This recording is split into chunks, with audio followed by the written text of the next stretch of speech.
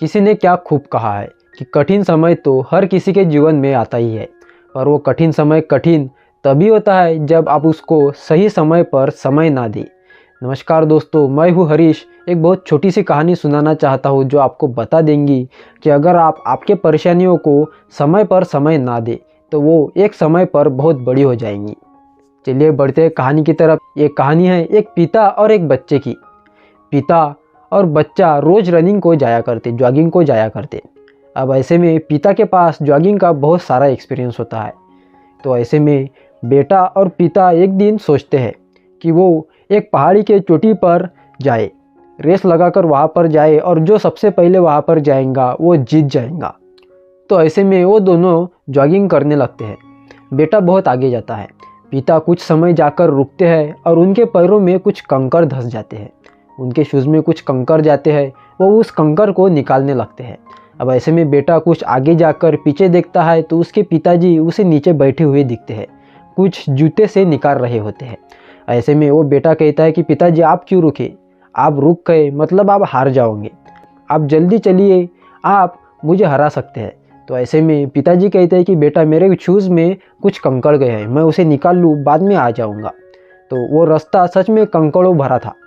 तो ऐसे में कुछ आगे चलकर बेटे के भी शूज़ में, बूट में बहुत सारे कंकड़ धंस जाते हैं। ऐसे में बेटे को लगता है कि मेरे पिताजी के भी शूज़ में कुछ कंकड़ गए थे, अब उन्होंने निकाल दिए होंगे, अब वो दौड़ने लगेंगे तो मेरे से आगे निकल जाएंगे, मुझे तो एनी हाउ सिचुएशन जीतना ही है, मुझे कैसे भी करके जीतना है। तो वो ऐसे में वो बेटा उसको नज़रअंदाज कर कर दौड़ने लगता है। अब वो जो आदमी होता है, जो पिता होता है, वो अपने बच्चों के फीलिंग्स को समझ जाता है, भावना को समझ जाता है। उसे बहुत तकलीफ़ हो रही थी, उसके चेहरे से साफ दिख रहा था। तो पिताजी उससे कहते हैं कि बेटा क्या हुआ। तो बेटा कहता है कि पिताजी मेरे भी शूज़ में बहुत सारे कंकड़ गए हैं, पर मैं अभी नहीं रुकूंगा, मैं जीतने के बाद ही रुकूंगा और वो कंकड़ निकालूंगा। पिताजी कहते हैं कि बेटा जितना ज़रूरी नहीं है, तुम्हारे पैरों में तकलीफ़ हो रही है तो कंकड़ निकाल दो। ऐसे में बेटा कहता है कि नहीं। तो ऐसे में बेटा भागने लगता है। कुछ कदम जाते ही उसका जो पेन होता है वो और बढ़ जाता है। पिताजी और उससे कहते हैं कि बेटा रुक जाओ, बहुत पेन हो रहा होगा तो दौड़ना ज़रूरी नहीं है।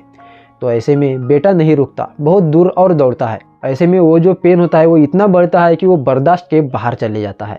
तो ऐसे में बेटा रुकता है और वहाँ पर गिर जाता है। और तभी उसके पिताजी उसके पास दौड़ कर जाते हैं और उससे कहते हैं कि बेटा तुम्हें अगर पेन हो रहा है तो उसको दूर करो, तुम्हें परेशानी हो रही है तो उस परेशानियों का तभी मुकाबला करो, उसे अभी जड़ से ख़त्म कर दो।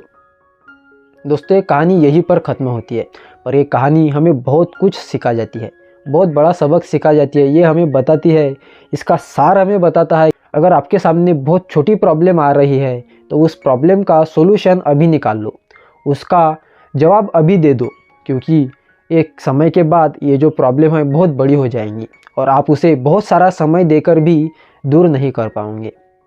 इसलिए आपके प्रॉब्लम्स को तभी फेस कीजिए जब वो आपके सामने खड़ी हो गई है।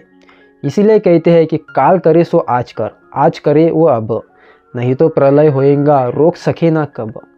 उम्मीद करता हूँ दोस्तों आपको ये कहानी पसंद आई होंगी। ऐसे ही वीडियोज़ देखने के लिए चैनल को सब्सक्राइब जरूर करें। और हाँ, हमेशा की तरह इस बार भी आपसे एक ही बात कहूँगा कि ऊपर वालों के आशीर्वाद के साथ, अपनों के कृपा के साथ, अपनी मेहनत, लगन और अपने काबिलियत के साथ ऐसा करो काम कि सुनहरे अक्षरों में लिखा जाए आपका नाम। राधे राधे।